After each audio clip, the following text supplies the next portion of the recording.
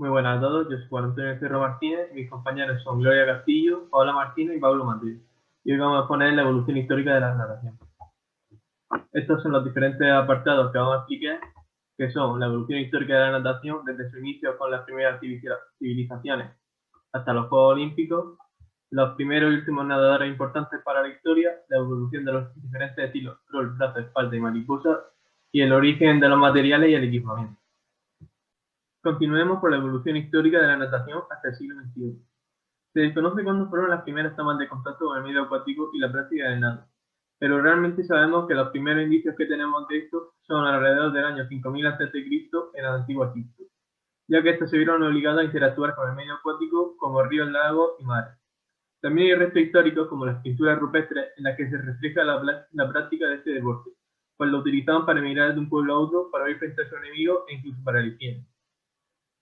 También sabemos que los griegos y los romanos comenzaron a dominar la actividad física y sobre todo la natación, ya que la mayoría vivían en casas pegadas a río y mar. De este modo comenzaron a familiarizarse con el medio acuático. Comenzaron a zambullirse y a experimentar, hasta que se hizo muy popular el arte de nadar. También empezó a decirse que el que no supiera nadar era como si fuese una persona analfabeta. De ahí la frase no sabe nadar ni leer. También lo utilizaban para espectáculos competitivos, en muelles, para la preparación de futuros marineros y para el salto en los puertos. Luego, más tarde, en la Edad Media, dejó de practicarse en gran medida la natación debido a que solo las personas de clase social alta lo practicaban. En el siglo XV, con el Renacimiento, se vuelve a retomar la actividad física y se retoman las actividades acuáticas con distintas finalidades, como son la mejora de la salud y la mejora en la enseñanza pública. Debido a la vuelta de la práctica física de todo tipo de deportes, nacen las distintas modalidades de nado, que veremos más adelante. Más tarde, en el siglo XIX, la natación comienza a considerarse oficialmente como deporte. Todo gracias a la gran práctica de travesía y a la formación que los militares le daban a sus soldados, ya que era muy importante para ellos el saber nadar y dominar el medio acuático. El primer hombre que realizó la primera travesía fue Matthew Webb, pues fue el primer hombre en ejecutar la travesía del Canal de la Mancha, hasta su fin. Pues era un nadador que aprendió a nadar en el río Sena al lado de su casa. En este siglo comienzan a aparecer los primeros clubes, piscinas y competiciones. En 1828 se construiría la primera piscina en Inglaterra, dando lugar a la aparición de las primeras competiciones. La primera competición organizada se ejecutó en 1837 y fue llevada a cabo por la National Swimming Society de Londres. La primera federación de clubes se fundó en Inglaterra y sería llamada la Association Metropolitan Swimming Club. Y como aún no estaban reguladas unas normas específicas para las competiciones, esta federación se encargó de fundar el primer reglamento, también en 1874. En los primeros Juegos Olímpicos de la época moderna, en 1896 en Atenas, ya se encontraba la natación como deporte, pues se disputó como un programa de pruebas de 100, 500 y 1200 metros libres. Los primeros Juegos Olímpicos disputados en una piscina fueron en 1904, en San Luis. Las anteriores competiciones se habían realizado en ríos, canales y muelles. Se realizaron las pruebas de 100, 200, 400 metros libres y 100 y 400 metros brazos. La natación aparece como deporte en España en 1907, cuando Bernardo Dornell funda el Club de Natación de Barcelona, decano de los clubes españoles. El 15 de septiembre de este mismo año se celebra el primer Campeonato de España de Natación, con las pruebas de velocidad de 100 metros y de resistencia en 1500. La primera federación internacional aparece en 1908, que sería la Federation International Nation Amateur. Esta federación cuenta con los propósitos de establecer reglas unificadas para la natación, los saltos y el waterpolo, verificar los récords del mundo y establecer una lista de los mismos, dirigir las competiciones en los Juegos Olímpicos, y inicialmente los otros países que formaron parte de esta federación fueron Bélgica, Dinamarca, Finlandia, Francia, Alemania, Gran Bretaña, Hungría y Suecia. En los Juegos Olímpicos de 1912 aparece por fin la aparición de la mujer. Y en los Juegos Olímpicos de Amberes de 1920 participa por primera vez un nadador español, Joaquín Cuadrado, en la prueba de 1500 metros. También en este año se funda la Federación Española de Natación, y 3 años más tarde se finalizaría la primera piscina cubierta en España. 4 años después, en los Juegos Olímpicos de París en 1924, se instalaría la piscina de 50 metros como piscina reglamentaria para las pruebas olímpicas, y se utilizaría por primera vez la escorcera hasta 2003, que tenía en su interior aspas para disminuir la influencia de las olas. El primer campeonato de Europa de natación se disputa en Budapest en 1926, en el que España participó. 2 años más tarde, en los Juegos Olímpicos de Ámsterdam, destacó el americano John Weissmuller, vencedor de las pruebas de 400 y 100 metros libres. Y en esta consiguió el récord de bajar por primera vez el minuto con un tiempo de 58,6 segundos. En los Juegos Olímpicos de Los Ángeles en 1932, Japón fue una potencia mundial en la natación, consiguiendo los vencedores Kusuo Kitamura, Masaki Kiyokama y Yoshiyuki Tsuruta. En 1948 se reanudan los Juegos Olímpicos en Londres. Entre 1940 y 1944 no se disputaron por la Segunda Guerra Mundial. En los Juegos Olímpicos de 1960, Dawn Fraser se convirtió en la primera mujer en bajar de un minuto en los 100 metros libres. En esta Olimpiada debutó el equipo femenino de España por primera vez. Y en 1962, en el Campeonato de Leipzig, Miguel Torres consiguió la primera medalla para España en 1500 libres. En 1973 se disputa el primer campeonato del mundo. Se crearía la Escuela Nacional de Entrenadores que depende de la Federación Española de Natación, que dirige los cursos y formación de los técnicos de España. En los Juegos Olímpicos de Barcelona de 1992 nos encontramos con el mayor éxito español en natación, ya que Martín López Tubero conseguiría el oro en los 200 metros de espalda, lo que también consiguió en los 100 metros de espalda en el 19º Campeonato de Europa en 1989, donde se proclamó el primer español en ganar una prueba. En los Juegos Olímpicos de Río de Janeiro en 2016, Michael Phelps competiría ganando 5 oros en 4 por 100 metros libres, 200 metros mariposa, 2 por 200 metros libres, 200 metros estilo y 4 por 100 metros estilo, y una plata en 100 metros mariposa. También la española Mireia Belmonte consiguió su primer oro en una olimpiada, en 200 metros mariposa, y un bronce en 400 metros estilo. Hola a todos, yo soy Gloria y bueno, voy a seguir explicando quiénes fueron las leyendas de la natación, quiénes fueron las personas que marcaron la trayectoria o que han marcado la trayectoria de este deporte. Voy a empezar por el principio explicando quiénes fueron los más históricos hasta los nadadores que han marcado la historia de la natación más actuales. Empezamos por Alfred Ajos, que fue un nadador húngaro, fue el primer hombre en ganar más de una medalla en un Juego Olímpico, y esto ocurrió en Atenas en 1896. Se llevó 2 oros, uno en 100 metros libres y otro en 1500 metros libres.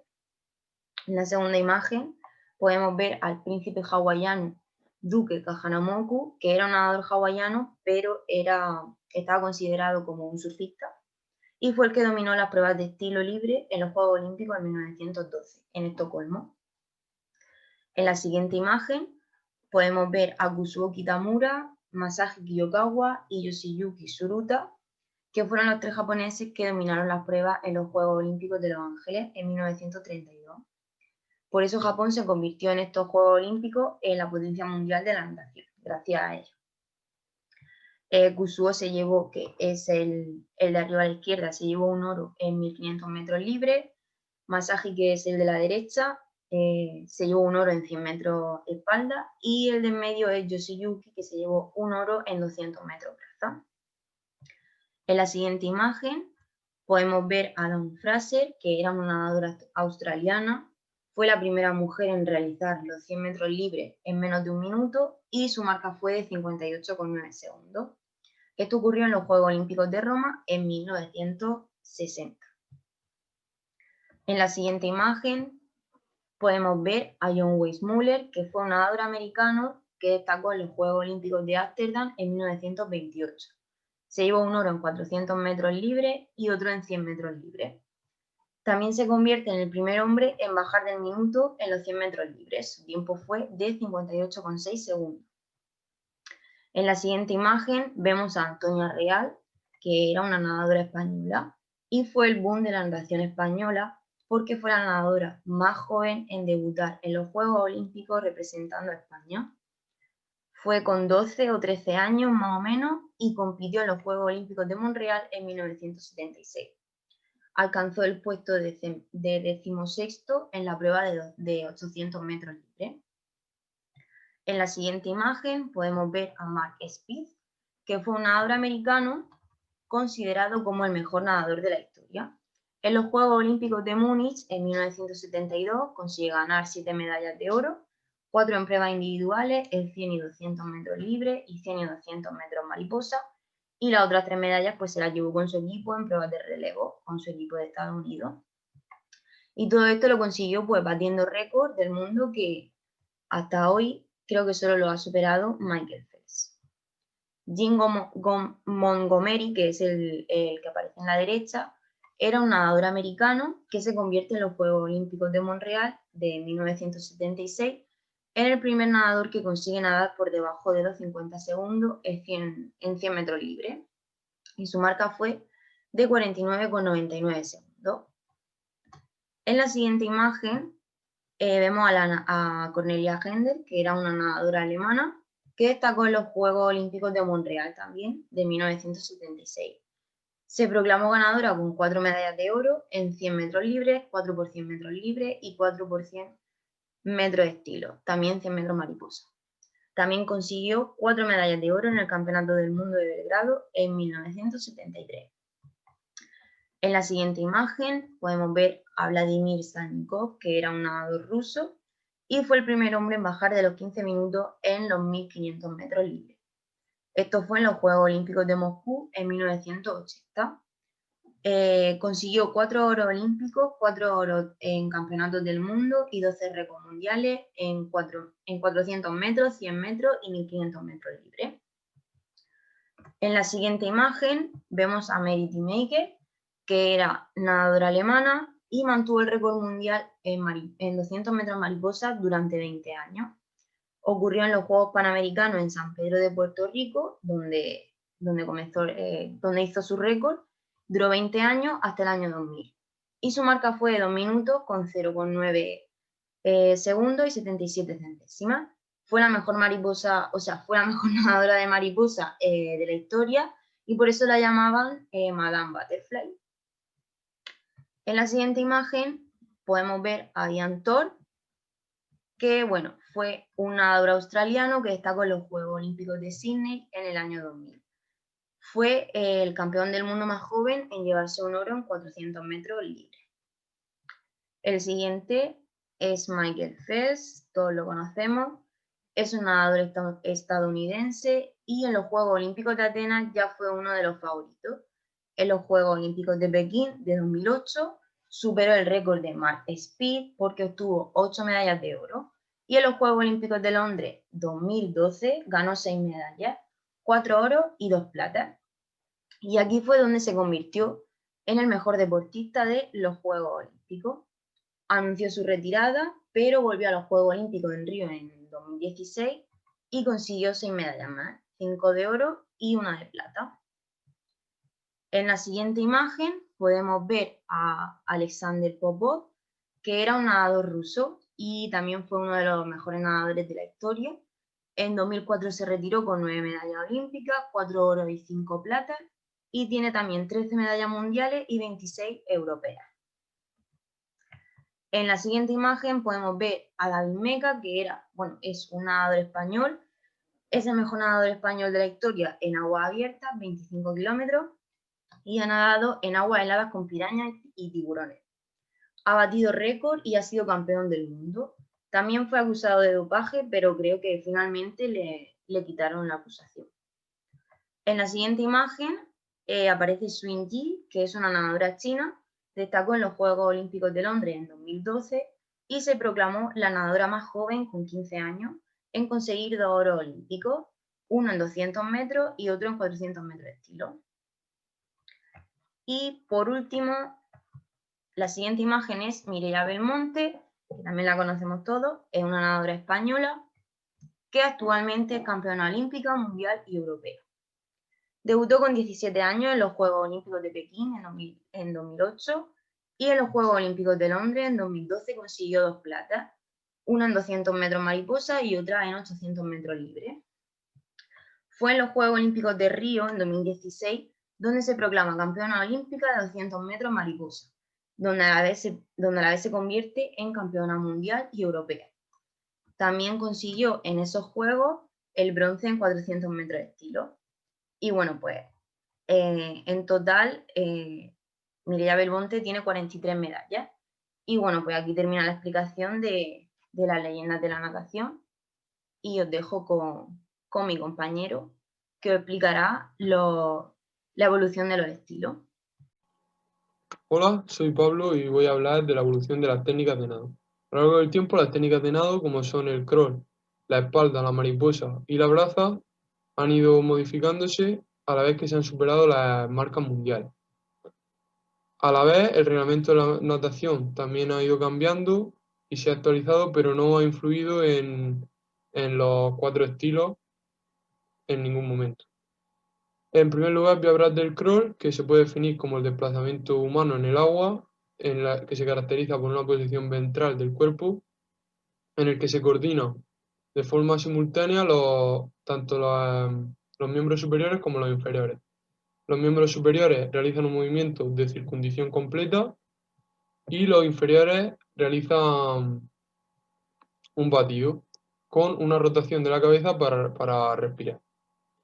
La primera forma de nado de la que se puede decir que nació el crawl es el English Side Stroke, que nace en Inglaterra en 1840 y que se caracteriza por nadar sobre el costado con una acción alternativa del miembro superior, pero siempre subacuática, mientras que los miembros inferiores realizan el movimiento de tijera. Y años después apareció el Single Over, el cual consiste en el nado sobre el costado, pero con un recobro aéreo de los miembros superiores. Y por último, en 1955, John Weissmuller realiza la tracción subacuática con una flexión del codo en la mitad del movimiento, que es la utilizada en la actualidad. En cuanto al estilo espalda, se define como el desplazamiento humano en el agua, pero también en una posición dorsal del cuerpo, pero con un movimiento alternativo y coordinado de las extremidades superiores e inferiores, siendo el movimiento de las superiores una circundición completa, al igual que el crawl, y el movimiento de los miembros inferiores un batido, también al igual que el crawl. El único cambio es que el cuerpo se encuentra en posición dorsal. El origen del estilo espalda comienza cuando se nada sobre el dorso del cuerpo realizando la brazada simultáneamente y con la patada de brazo.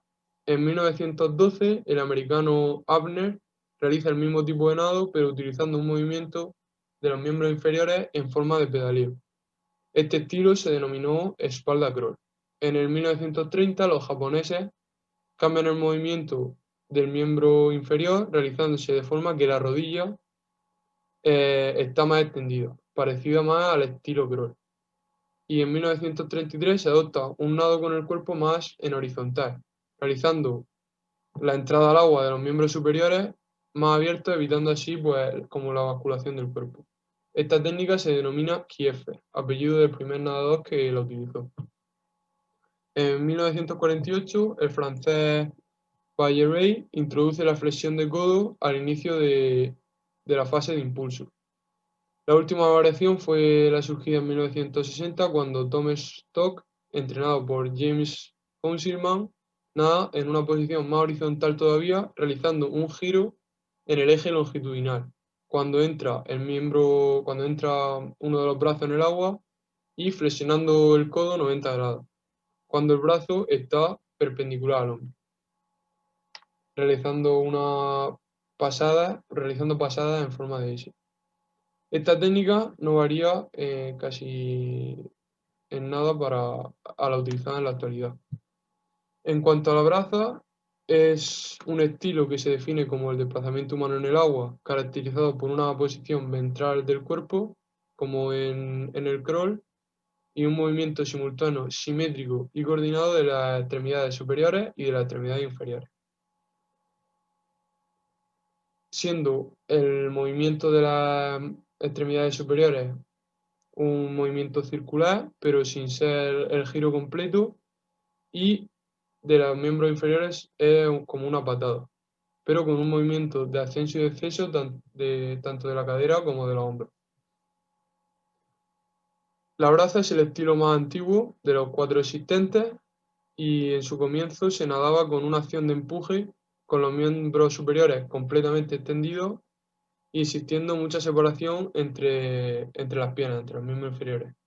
Este tipo de braza se denomina braza inglesa. En 1924, el alemán Rademacher introduce algunas variantes en la técnica de nado, como son una brazada realizada en profundidad, un deslizamiento horizontal y una posición más baja de la rodilla. Esta técnica se denomina Rademacher en su honor. A partir de 1980 conviven en el tiempo pues, las dos técnicas de nado diferentes. En primer lugar, la llamada braza frontal, que es la utilizada por los nadadores americanos, que se caracteriza por una posición horizontal del cuerpo y por realizar la inspiración gracias a un movimiento de flexo-extensión del cuello. Y en segundo lugar encontramos la braza natural, que es la utilizada por los europeos y que se caracteriza por una posición más oblicua del cuerpo, así también como por un movimiento de ascenso y descenso tanto de los hombros como de la cadera, para facilitar la respiración. Por último, está el estilo mariposa, que se define como el desplazamiento humano en el agua, caracterizado por una posición ventral del cuerpo y un movimiento simultáneo y coordinado de las extremidades superiores e inferiores. Siendo el movimiento de las extremidades superiores una circundición completa, al igual que en el crawl, y de las extremidades inferiores un batido.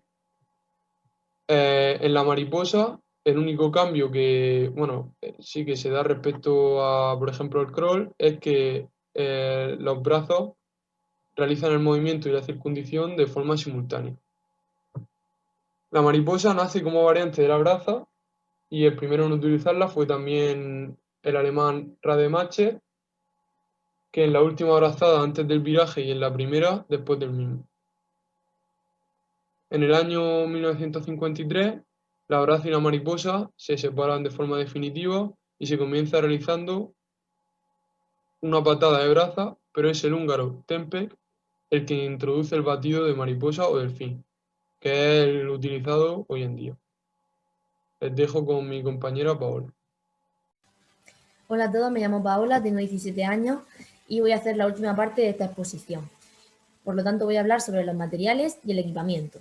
Voy a comenzar hablando sobre los materiales y he de decir que antiguamente no había muchos materiales en natación, pero sí que es verdad que había objetos o otras herramientas que ayudaban a los nadadores a poder practicar. Y ahora voy a poner algunos ejemplos. Uno de ellos es la mesilla con ruedas adaptada al movimiento que permitía pues, poder practicar los diferentes estilos de natación.